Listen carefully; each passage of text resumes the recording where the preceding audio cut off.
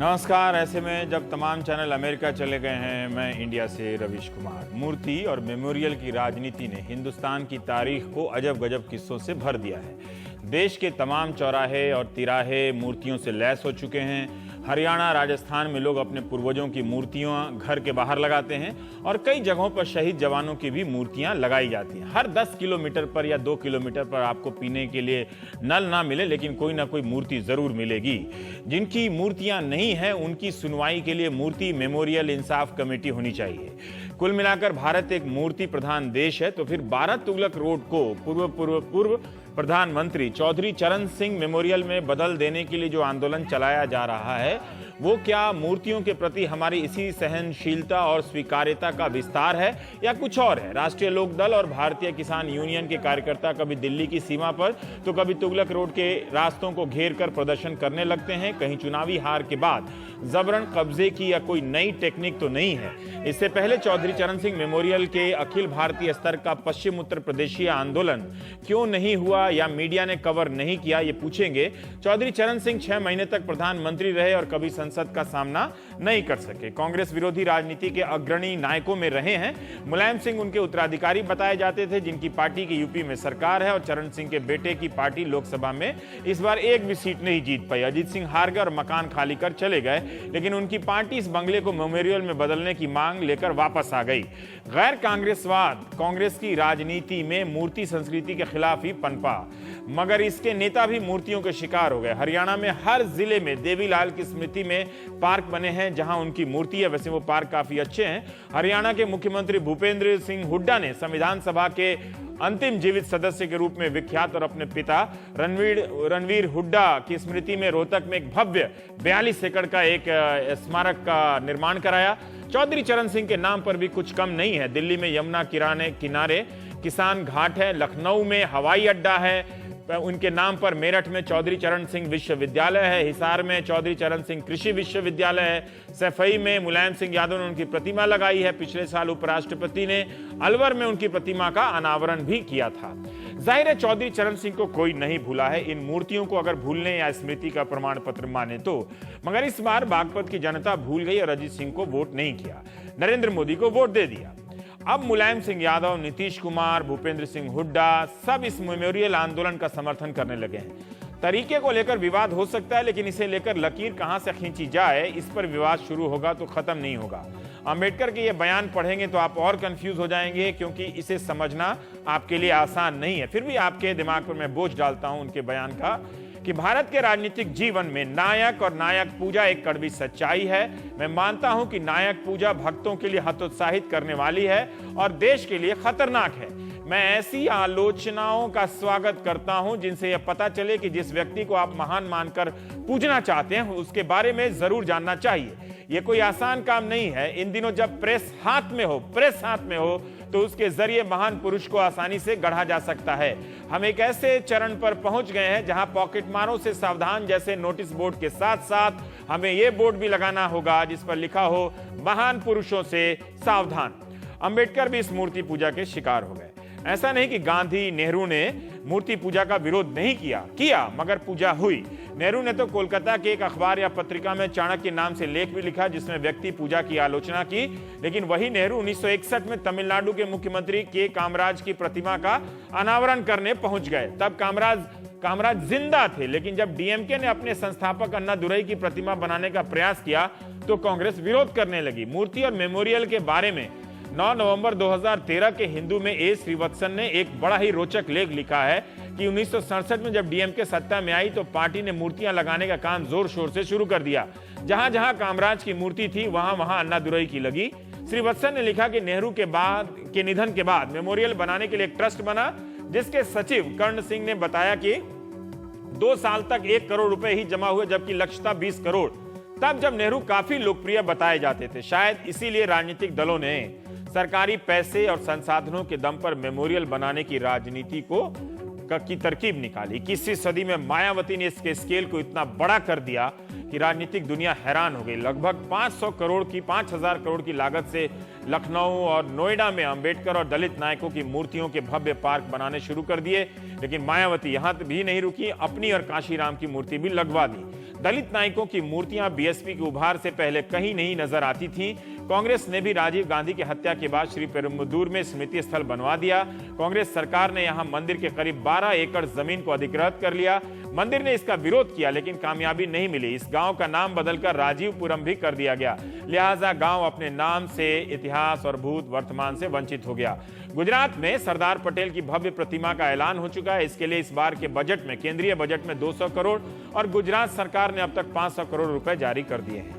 मूर्तियों को लेकर सर्वदलीय सम्मेलन बुलाएं तो बिना किसी विरोध के वो सम्मेलन समाप्त हो सकता है, यह तय है। सन 2000 में सरकारी बंगलों को मेमोरियल में बदलने पर रोक लग चुकी थी, एनडीए सरकार ने लगाई थी, लेकिन 2013 में यूपीए सरकार ने इसे बदला और 6 कृष्ण मेनन मार्ग स्थित बंगले को अगले 25 साल तक के लिए बाबू जगजीवन राम मेमोरियल में बदलने की अनुमति दे दी। करीब 2 करोड़ का किराया भी माफ किया। मीरा कुमार जब स्पीकर बनी तो स्पीकर के बंगले में जाने के साथ साथ बाद भी इस बंगले को नहीं छोड़ा। दावा था कि इस मकान में बाबू जगजीवन राम रहते रहे, इसीलिए मेमोरियल बनना चाहिए। पिछली मई में यूपीए सरकार ने भी एनडीए की तरह नियम बनाया कि यमुना के किनारे अब कोई वीआईपी समाधि नहीं बनेगी, जगह नहीं है। गांधी, नेहरू, इंदिरा और राजीव की समाधि में करीब करीब 245 एकड़ जमीन खप गई है। सरकार ने फैसला किया था कि अब राष्ट्रीय समिति बनेगी और वहीं पर अब सारे नेताओं के अंतिम संस्कार होंगे और एक राष्ट्रीय मेमोरियल जैसा कुछ बनेगा। मेमोरियल के अपने अपने तरीके होते हैं। कुछ योजनाओं के नाम पर मेमोरियल हो जाते हैं, कुछ प्रतियोगिताओं के नाम पर। सीबीएसई ने, टाइम्स ऑफ इंडिया की खबर है कि दीनदयाल उपाध्याय पर एक स्पेशल सीरीज शुरू की है। पहली क्लास से 12वीं क्लास के बच्चों के लिए प्रतियोगिता शुरू की गई है। इसके तहत 25 सितंबर को पंडित दीनदयाल उपाध्याय के जन्मदिन पर 90 विजेताओं को पुरस्कार दिया जाएगा। बीजेपी के नेता दीनदयाल उपाध्याय को प्रतीक पुरुष मानते रहे हैं, उनके विचारों से काफी प्रभावित बताते हैं। और इन्हीं सब संदर्भों में चलिए कि अजीत सिंह को हम समझाते हैं कि आप ये आंदोलन क्यों कर रहे हैं, मत कीजिए। प्राइम टाइम में केसी त्यागी साहब हैं, आप महासचिव हैं, हाँ त्रिलोक त्यागी जी हैं, माफ कीजिएगा, महासचिव हैं आप आरएलडी से। केसी त्यागी जी हैं हमारे साथ, महासचिव जेडीयू। संबित पात्रा जी हैं, प्रवक्ता हैं बीजेपी के। और एम रामचंद्रन साहब हैं, आप पूर्व सचिव रहे हैं शहरी विकास मंत्रालय में। तो नियमों वगैरह की बात हम कर लेंगे। दिल्ली में तो मेमोरियल नहीं है, मतलब किसान घाट है, तो क्या वो काफ़ी नहीं है? देखिए, किसान घाट है, ठीक है, हाँ। वो तो विजय घाट भी है, शक्ति स्थल भी है, हाँ। बाबू जगजीवन राम का समता स्थल भी है, हाँ। तो बाबू जगजीवन राम की भी स्मृति है, शास्त्री जी की स्मृति भी है, इंदिरा जी की भी है। हाँ। और जैसा अभी आप कह रहे थे कि 2002 के बाद ये हुआ, 2002 के बाद शास्त्री जी की भी स्मृति बनी, बाबू जगजीवन राम जी की भी, काशीराम जी की भी हुई। तो जब हर देश में अपने हीरोज की पूजा होती है, चौधरी चरण सिंह किसानों के हीरो थे। जब तमाम लोगों के हारने के बाद ही उस हीरो की याद क्यों आई? हारने, मैं अपना कंप्लीट करूं, हारने की इसका सवाल अलग है। ये सवाल मैं आपसे, चूंकि स्मृति वाला सवाल है, तो चौधरी चरण सिंह जी करोड़ों किसानों के हीरो थे। उन्होंने किसानों के लिए बहुत काम किया, जमींदारी रेवोल्यूशन किया। और इस देश, मैं उस पर क्वेश्चन नहीं कर रहा, मैंने कह दिया कि वो अग्रणी नेताओं में रहे, अग्रणी नेताओं में रहे।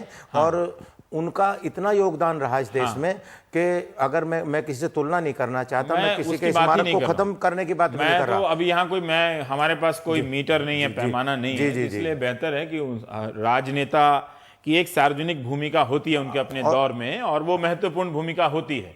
आज भी जैसे कोई निभा रहा है, जैसे वो कल निभा कर गए। मैं ये जानना चाहता हूँ कि चुनाव हारने के बाद क्यों? देखिए, चुनाव हारना, जो अजीत सिंह जी चुनाव हारे, तो अजीत सिंह जी को 11 तारीख को नोटिस आया कि आपको मकान खाली करना है। उन्होंने उसके बाद उसमें कोई तारीख नहीं थी। 9 सितंबर को स्टेट ऑफिस के लोग आए कि आप ये बंगला खाली कर दो। 9 सितंबर को श्राद्ध शुरू हो गए थे।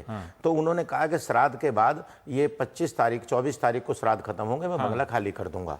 तो अजीत सिंह जी ने बंगला खाली करने के लिए मना नहीं किया, और 9 तारीख को सामान जाना शुरू हो गया, सामान पैक हो गया, उन्होंने मकान रेंट पर ले लेके लीज कर लिया, उसकी साफ सफाई हो गई।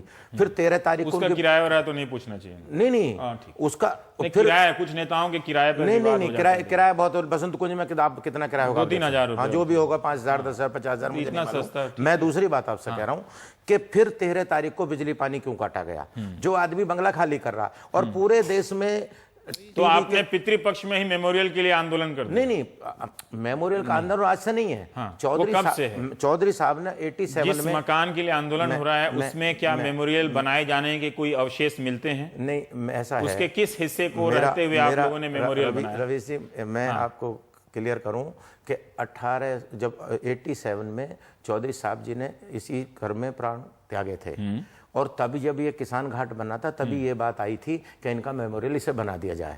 उसके बाद उनकी धर्मपत्नी श्रीमती गायत्री देवी इस घर में रहीं और वो आखिर तक इसमें रहीं। और रहा सवाल ये कि उससे पहले भी 2 दफे हम लोग इस सवाल को उठा सकें। मैं युवा जनता दल का अध्यक्ष था ऑल इंडिया। ये कब की बात है? ये इस तरह से पानी वानी सप्लाई काटने को लेकर और महापंचायत, देखिए मैं आपको इस स्केल पे एक क्लियर और कर दूं कि इस आंदोलन को चौधरी चरण सिंह विचार मंच और किसान यूनियन चला रहे हैं।